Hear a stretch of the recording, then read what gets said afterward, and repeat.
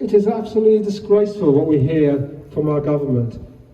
Suella Braverman thinks you are all haters, hate mongers. And we tell her, we are anti-racists. We are for ceasefire. We're against war. We're against the death of children and women and civilians. We are actually the people who are against hate. And what Suella Braverman has said is actually disgraceful, and she has no right to be a government minister, and she should go now.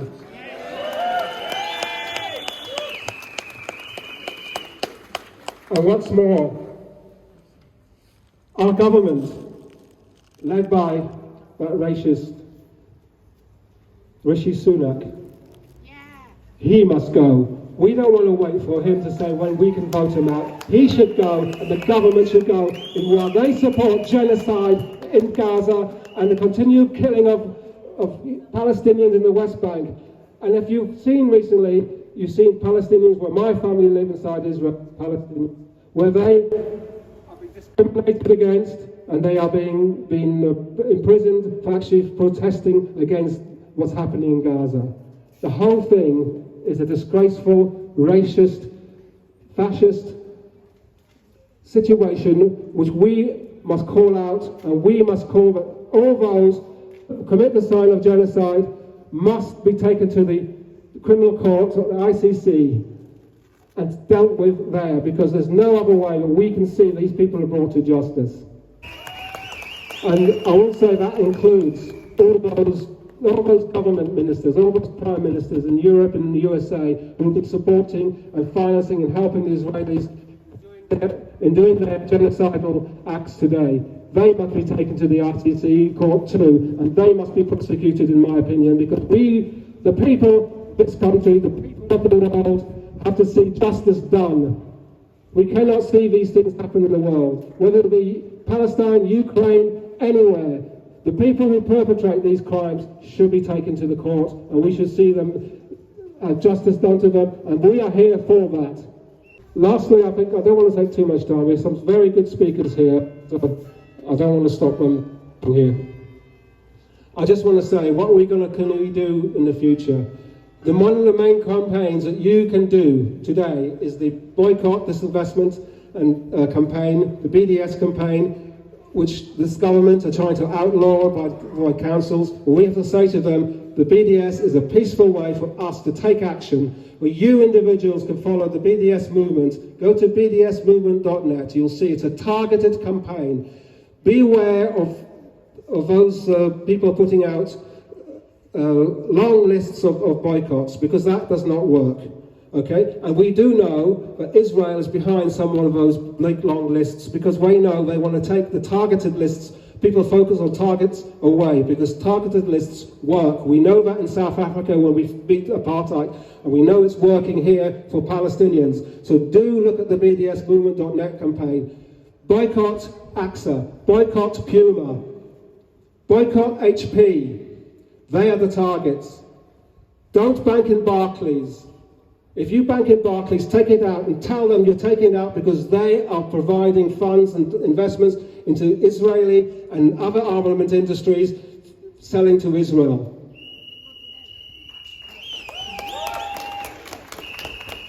And many of you know we have a company, unfortunately, inside Capability Green called Lombardo. Now they make mainly software systems, but those software systems go into weapons that are sold into Israel. So we will be targeting Lombardos and saying that we don't want you to do that. We want you to change what you do so that you become a company making software for utilitarian products, not for armaments. And if they don't do that, we'll close them down. Okay, thank you very much. I'd like to call Mulana Kuyadul from the Luton Mosques to come up, please. Very good morning to everyone, or good afternoon, shall I say, 12:30. I say good afternoon, but what is good? What I mean by good afternoon is that hopefully your morning's gone good and your afternoon goes good. Because the brothers and sisters in Palestine, they don't know what good is. For the last 75 years, they've been going through this. genocide, they'd be going through this imprisonment in Gaza. When you ask them what good is, they don't know what good is.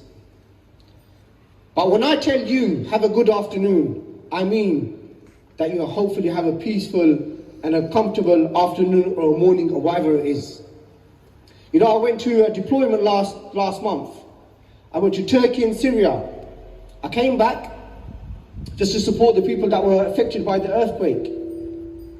I came back and everyone asked, how was your trip? How was it?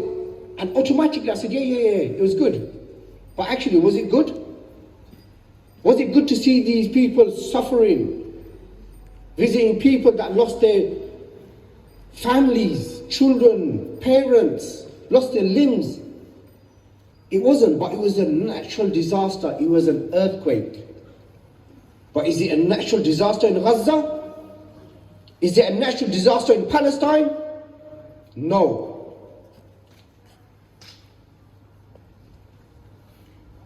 I was supposed to start off by thanking you all for coming here today. And like the sister said, I was going to actually say, yeah, in the rain you've made a sacrifice to come. But it's a nice sunny day. And God the Almighty, may He reward every single one of you here. A young Palestinian girl was asked that, what do you want to become when you grow up? What do you want to become when you grow up? The young girl's reply was that, I'm sorry, but as children, we're not allowed to think about if we are going to become an adult or not. Now, what kind of answer is that? When I pick up my child from school, when I see these beautiful children that are even here today, they melt our hearts. But what about the children in Gaza? What about those children that are stuck in that prison where they have nothing?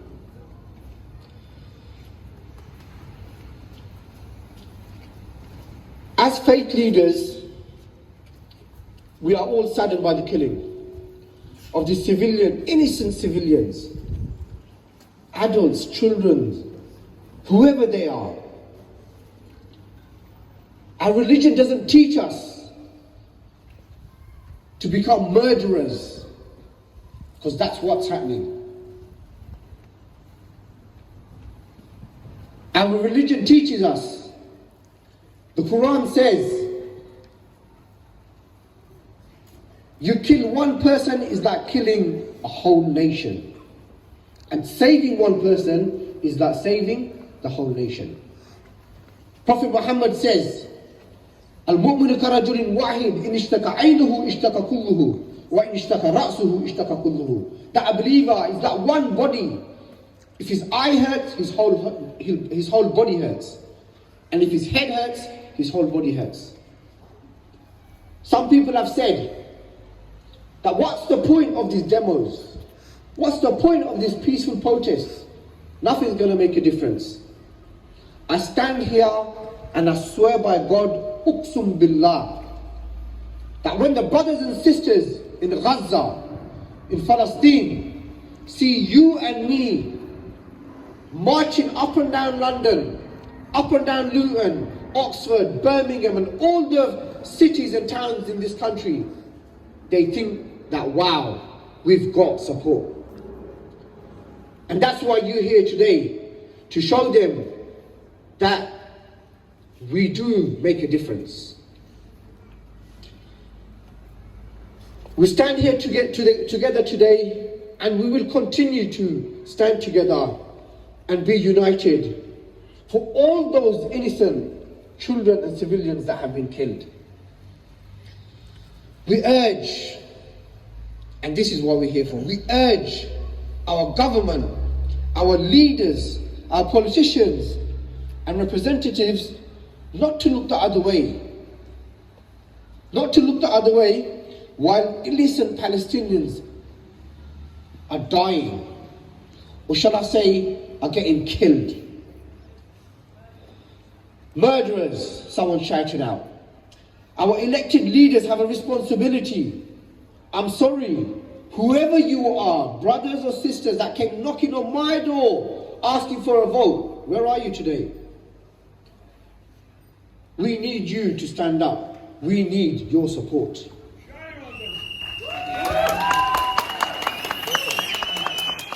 There is a double standard.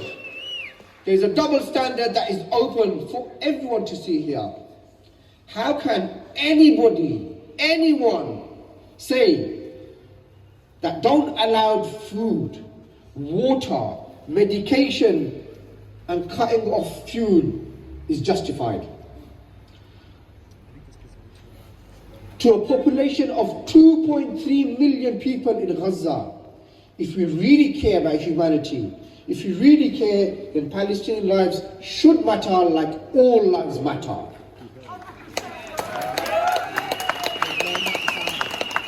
Everyone that has come here today, remember that you have made a difference by showing your support to the people of Palestine. We are letting them know that they are not alone. Don't feel like you cannot do anything, because you have done something already. Don't feel that you cannot do anything, because you have the right to boycott, peacefully protest, share the stories of Palestine, write to your MPs, support the UK registered charities providing humanitarian aid in Palestine, in Gaza, and much more. You can make a difference. With over 9,300 Palestinians killed, which includes over 3,800 children, our Council of Luton Mosques strongly urge our MPs, the government, and all the Labour leadership to call for a few things that I will say, and I will end here. Number one, an immediate ceasefire. Number two, immediate and unrestricted entry of humanitarian aid into Gaza. Number three, end the siege on Gaza. Number four, end hostility in the West Bank. Brothers and sisters and loved ones all here, I'd like to say once again a massive Jazakumullah, and I thank you very much for attending today. Free, free! Palestine! Free, free! Palestine! Free, free! Palestine! I'm really pleased that we have the full support of the Luton TUC in this town. And we have Mark D. Smith coming up here to give you a speech on their behalf. Thank you, Mark. Free, free Palestine! Free, free Palestine! Free, free Palestine! Free, free Palestine! Free, free Palestine! Free, free Palestine! I can't hear you, Luton! Free, free Palestine! Free, free Palestine! Free, free Palestine! Free, free Palestine! Okay, brothers and sisters, I only want to make 2 points today. And the first one I think is a very important one, because you have to understand the role of the United States in the current situation. Because if you don't understand that, you won't know what's going on. The United States has bankrolled Israel ever since its inception in 1948. To date, the US has given Israel $158 billion in aid. Now that's £20 per head for every man, woman and child on this planet. No other country has ever received money like this from the US, and uniquely, Israel is allowed to spend this money on bombs, guns and tanks, which is why Israel is one of the most heavily fortified countries in the world. This has absolutely nothing to do with religion and absolutely everything to do with oil.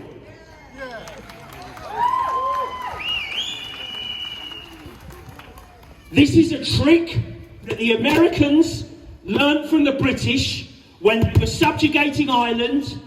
They divided Protestants and Catholics in Ireland, and they do the same with Jews, Christians and Arabs in the Middle East. Call it a protectorate, call it a client state. The United States has always needed a safe pair of hands in the Middle East. The most secure way of doing this was for them building it from scratch, from the ground up. And that's exactly what the State of Israel is. But we have to get this relationship right, because if we don't, we create problems for ourselves. If we start saying the Zionists are controlling the United States and not the other way round, we are turning the truth upside down and reinforcing one of the oldest racist myths going. We're letting anti-Semitism in by the back door. Anti-Semitism has no place in the fight for Palestinian liberation. Anti-Semitic ideas only ever benefit the Zionists. So never forget, it's the dog that wags the tail and not the other way round. But Joe Biden didn't sign up for Benjamin Netanyahu, and Netanyahu is nobody's idea of a safe pair of hands. These chinks in America's armour are there for us to exploit. Now, the second point I want to make today is you lot, right here and now, me and you. We are making history. October the 14th in central London, 150,000. October the 21st in central London, 300,000. And last Saturday in central London, 500,000. The biggest pro-Palestinian demonstration in British history. No political movement in modern times has grown like this. And the driving force is 100% grassroots. Not 70% grassroots, not 80% grassroots, 100%. Some trade union leaders and Labour MPs are with us now, and that's an absolutely wonderful development. We won't get the job done without them. But they are responding to the lead people on the streets, people like me and you, have given them. Even the mass media is having to bend away from its torrents of lies because of us. And let me tell you this, our leaders are terrified. Every attempt to suppress us, trying to ban our flags, trying to ban our chants, has only backfired. It's made our movement grow, and it's made our movement stronger. Ordinary working people are meant to do what they're told, not call the shots on foreign policy, which is what we're doing now. Our rulers are terrified because they know once we get a taste of shaping mainstream politics, their days are numbered. But we still have a long, long way to go. Next Saturday has to be absolutely massive. Anything less than 500,000 will be seen as a retreat. And that means everybody who's attended any of the October demonstrations has to be there next week. But not only that, those marchers who've been on those demonstrations have to bring somebody with them who's never been on a protest before. That means we need 10 coaches, at least from the mosques. If there's a problem with money, we have to get fundraising right now, and right now means today. But we must maintain unity. If disabled people and trade unionists had campaigned separately over ticket office closures, they never would have won. Now that might seem like a small victory compared to what we're up against, but it contains a fundamental truth. Unity is strength. Unity is an old trade union saying. It's the oldest one, but it applies equally to all working class battles. We're squaring up to some of the most powerful military forces the world has ever seen.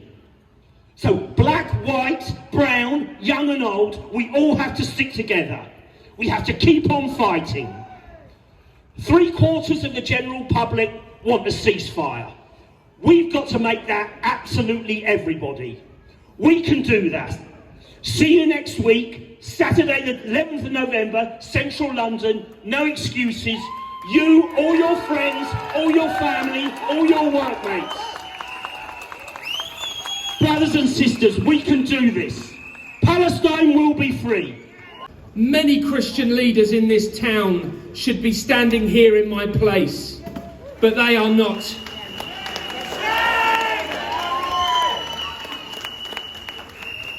I shouldn't be standing here again today, and neither should you, because we should not have to fight for both the government and the opposition to call for a ceasefire, but they are not. We should not be standing here today because we should not have to use up the precious little time and emotional energy that we have left in these dark days to try to disturb the comfortable and mobilise them into action. But when we in unions are struggling to mobilise workers to stand up even in their own self-interest, how will they take a general stand for people so far away, never mind taking a general strike? We shouldn't be standing here today because the basic belief in our equal dignity and worth as human beings, Muslim, Christian, Jew, people of all faiths and none, is not something we should have to fight for. It should be a given.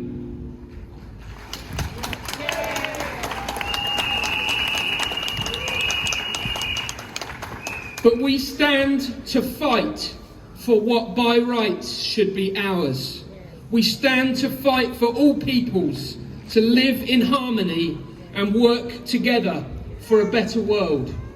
We stand to fight for our government and the opposition party to do the very least they can do in calling for an immediate ceasefire.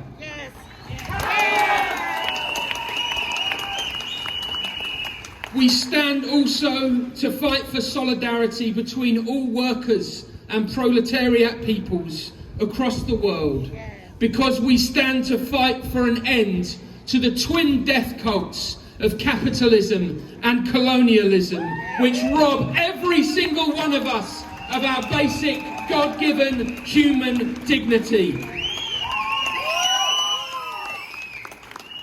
Yes, friends and comrades, we will continue to stand. We will continue to fight. We will continue to mobilise, and most importantly, we will continue to organise. Because what we have learned is that many of the institutions which make up this so-called liberal democracy in which we live have failed to do their job and to fight for us. So we will fight for ourselves.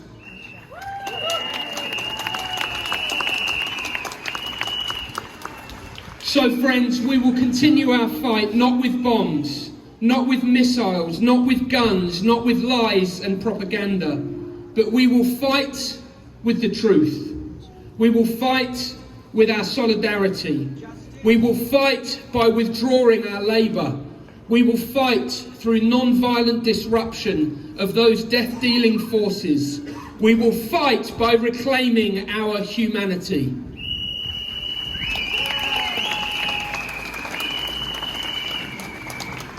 So friends, we'll continue the struggle today, next Saturday, and until there is a ceasefire.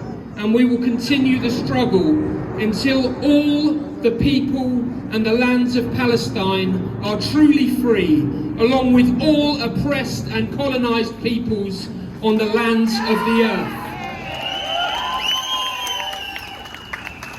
God bless you for turning out today. Thank you. 100 dead. The weather forecast is Israeli missiles. 200 dead. The weather forecast is Israeli missiles. 1,000 dead. The weather forecast is Israeli missiles. 5,000 dead. The weather forecast is Israeli missiles. 9,000 plus dead. The weather forecast is genocide. The weather forecast is genocide. The temperature is genocide. This is genocide today in the extermination camp that is Gaza. The 1.1 million children breathe in fire instead of oxygen. That is why if they have lungs left to breathe at all, every 15 minutes a Palestinian child is torn to pieces. I wonder if in every breath we release from our lungs a Palestinian breathes for the last time.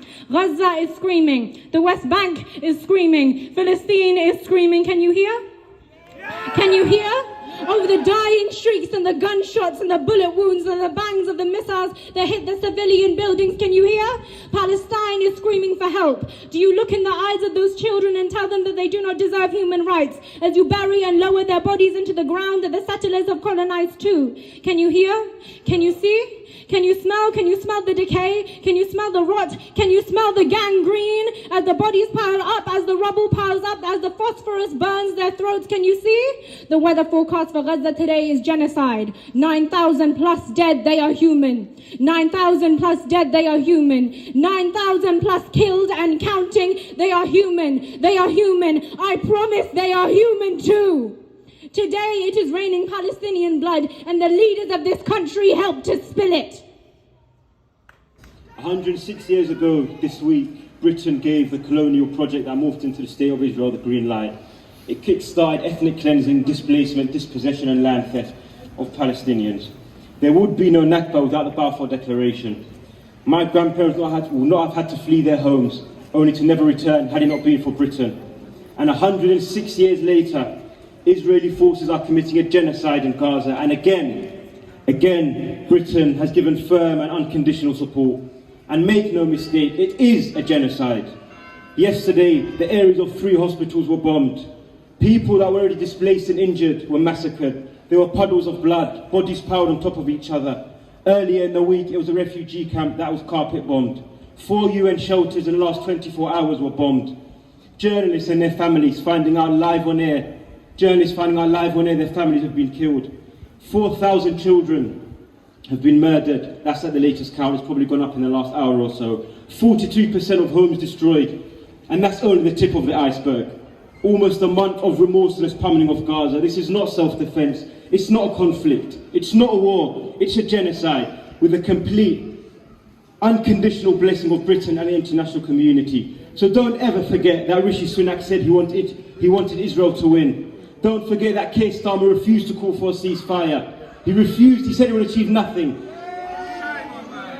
And he said Israel had the right to withhold water, power and food from Gaza. And that's a former human rights lawyer, by the way. Britain is dripping in the blood of Palestinian massacres, and it will never wash, and we will never forget. How much more of this are we going to take? How many more bombs need to be dropped? It should be a moral imperative to demand a ceasefire and an end to the bombardment. But be under no illusion, that is just the start. Because at some point, the pummeling will stop, the bombing will stop, the bombardment will stop. The gaze of the cameras will no longer be planted on Gaza. Journalists will turn their attention elsewhere to trivial matters again. And who knows how Gaza will look then? Who knows the level of destruction that we'll be seeing? But it's precisely at that point that the trauma and pain will only just begin. The attempt to kickstart lives without so many family members will begin. And Palestinians will look around. They'll look around for hope. And we need to give them that hope. We already know the Western world doesn't care, but that doesn't mean we stop caring. Our solidarity, our resistance, our organising will matter so much more. Because what's happening in Gaza is just the latest chapter in the dark Palestinian history. And it only reinforces why we need to dismantle the settler colonial regime and stop the ethnic cleansing of Palestinians. We will never stop being the voice of the voiceless in Palestine until there's complete and total Palestinian freedom and liberation. Thank you very much. Free, free! Free, free! And we know there's over 3,800 children that have been killed in Gaza. So the community have requested that we purchase or we give a teddy bear from our own homes and we collect it and we gather it. So these teddies can go to other people. These teddies represent the children that have been killed too soon. Now I was just standing there, I'm not part of the program, and I just came across this message and I felt compelled to share it with you, each and every single one of you. And this message here, and there's many here, that our children have written this. You are safe forever in the gardens of paradise. Please ask for us if you do not find us there too. And forgive us for not doing more for you We pray for your company, though we don't deserve it. And I read that, and that really resonated with me. And there are many messages like this. And it's a reminder when we walk away from here, what is our responsibility? What shall we do? There isn't a single person here that hasn't cried over the last few days. There's not a single person here that hasn't shed a tear. I know from speaking to my friends, my family, the people who have organized this event, our faith leaders. They are broken. We're all struggling.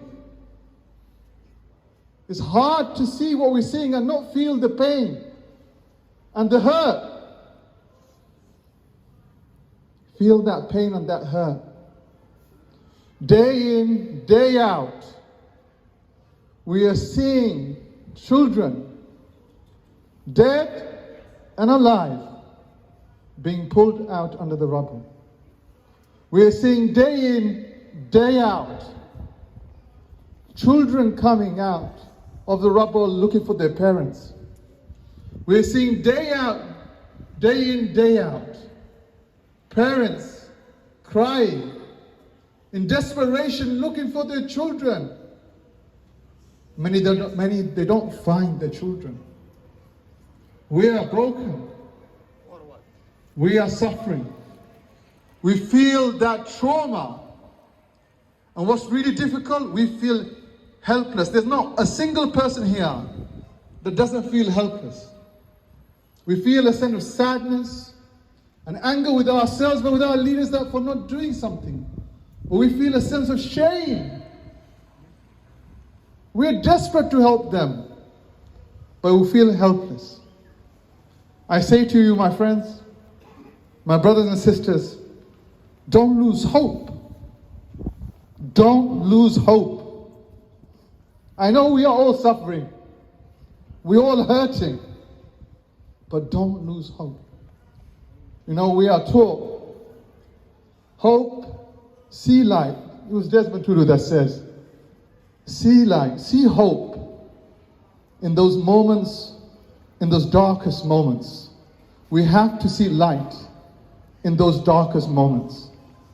We have to have hope. Skies of Palestine showering down missiles on innocent children.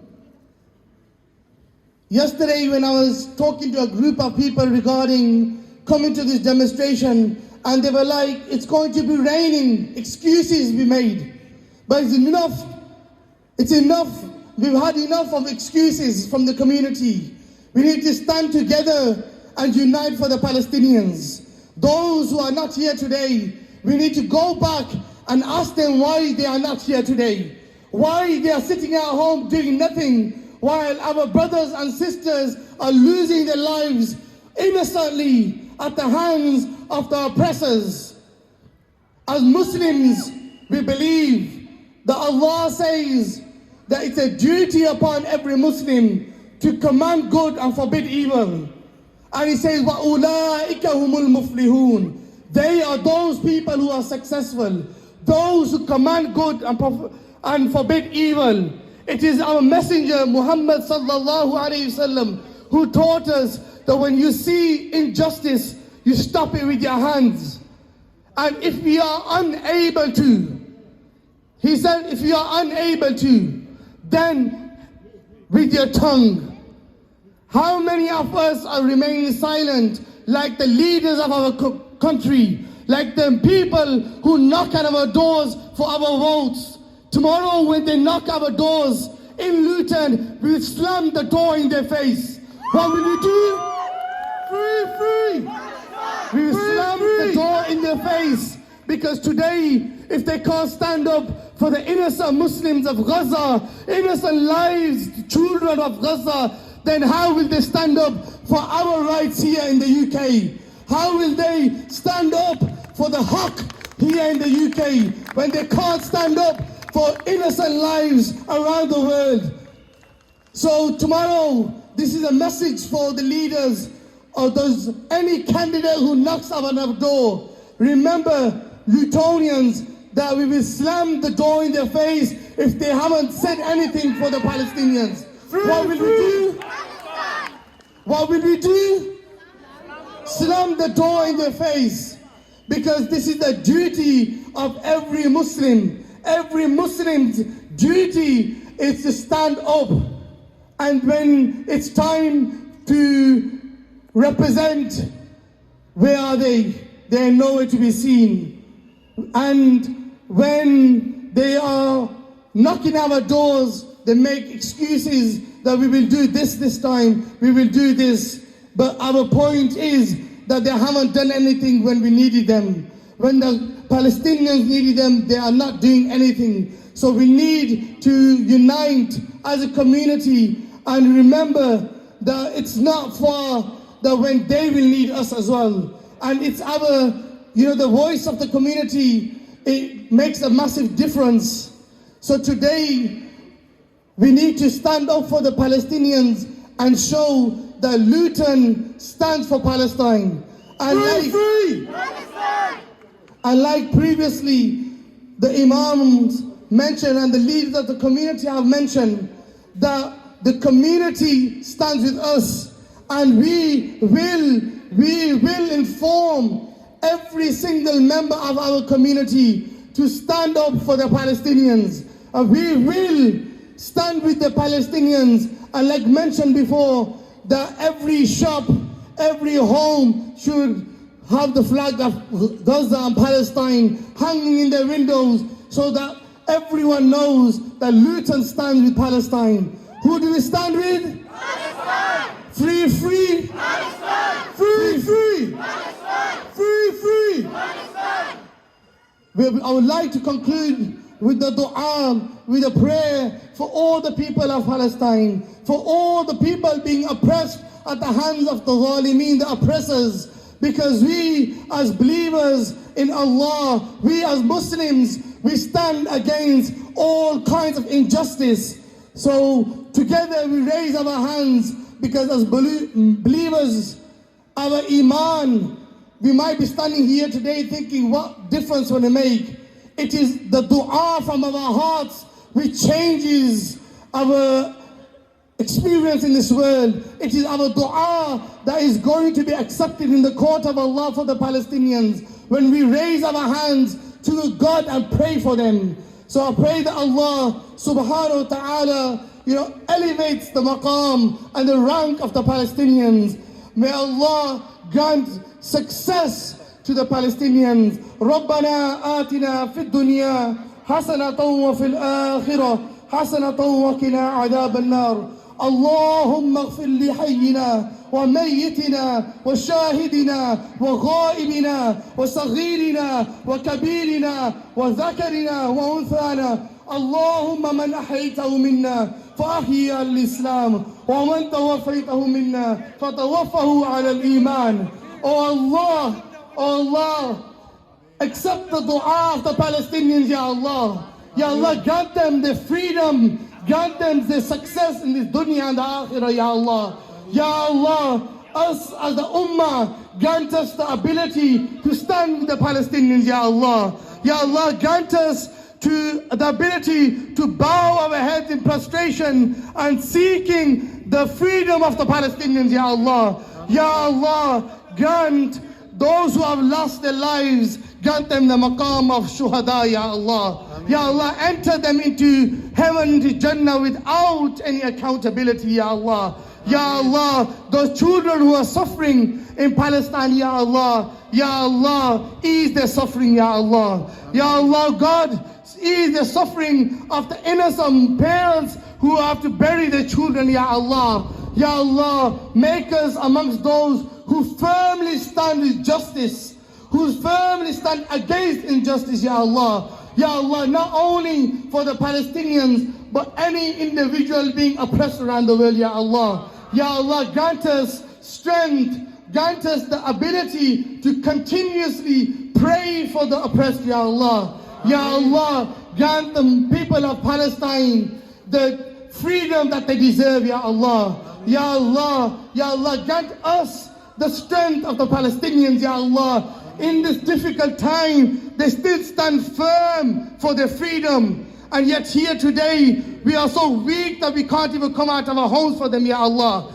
Ya Allah, grant us to raise our voices for them. Ya Allah, whatever capacity you've given us, whichever position you've given us in society, whichever rank you've given us, help us to use it for the freedom of Palestine. Help us to use it for the liberation of all those who are being oppressed, Ya Allah. For the freedom against injustice to anyone, Ya Allah. Ya Allah, if you blessed us with wealth, then grant us the tawfiq, the ability to use our wealth in the freedom of Palestine. Ameen. And if you haven't given us wealth, you've given us the power of dua, of prayer. Help us to make continuous prayer for the oppressed, Ya Allah. Ya Allah, any shortcomings we had through the sacrifice of the Palestinians for their innocent lives, Ya Allah, forgive our shortcomings and lack of effort in their freedom, Ya Allah. Ya Allah, grant them freedom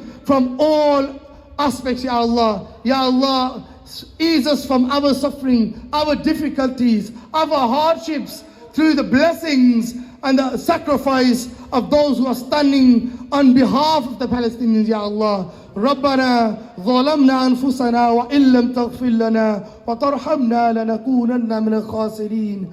اللهم صل على سيدنا ومولانا محمد وعلى آل سيدنا ومولانا محمد وبارك وسلم وصلى الله تعالى على حبيبه محمد وعلى آله وأصحابه أجمعين برحمتك يا أرحم الراحمين. السلام عليكم. Ameen.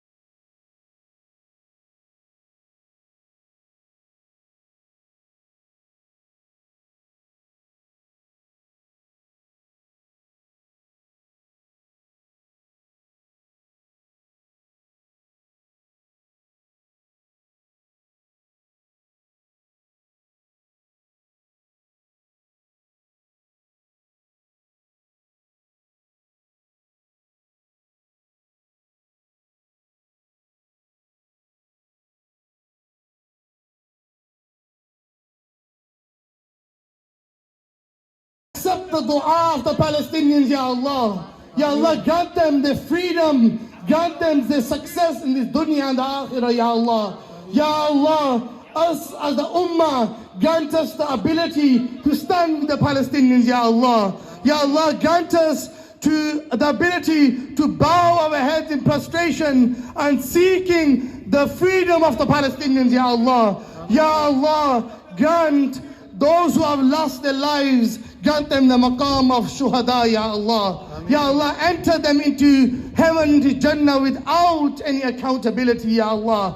Ya Allah, those children who are suffering in Palestine, Ya Allah, Ya Allah, ease their suffering, Ya Allah. Ya Allah, God, ease the suffering of the innocent parents who have to bury their children, Ya Allah. Ya Allah, make us amongst those who firmly stand with justice, who firmly stand against injustice, Ya Allah. Ya Allah, not only for the Palestinians, but any individual being oppressed around the world, Ya Allah. Ya Allah, grant us strength, grant us the ability to continuously pray for the oppressed, Ya Allah. Ya Allah, grant the people of Palestine the freedom that they deserve, Ya Allah. Ya Allah, Ya Allah, grant us the strength of the Palestinians, Ya Allah. In this difficult time, they still stand firm for their freedom. And yet here today, we are so weak that we can't even come out of our homes for them, Ya Allah. Ya Allah, grant us to raise our voices for them. Ya Allah, whatever capacity you've given us, whichever position you've given us in society, whichever rank you've given us, help us to use it for the freedom of Palestine. Help us to use it for the liberation of all those who are being oppressed, Ya Allah. For the freedom against injustice to anyone, Ya Allah. Ya Allah, if you blessed us with wealth, then grant us the tawfiq, the ability to use our wealth in the freedom of Palestine. And if you haven't given us wealth, you've given us the power of dua, of prayer. Help us to make continuous prayer for the oppressed, Ya Allah. Ya Allah, any shortcomings we had through the sacrifice of the Palestinians for their innocent lives, Ya Allah, forgive our shortcomings and lack of effort in their freedom, Ya Allah. Ya Allah, grant them freedom from all aspects, Ya Allah. Ya Allah, ease us from our suffering, our difficulties, our hardships, through the blessings and the sacrifice of those who are standing on behalf of the Palestinians, Ya Allah. ربنا ظلمنا أنفسنا وإن لم تغفر لنا وترحمنا لنكونن من الخاسرين.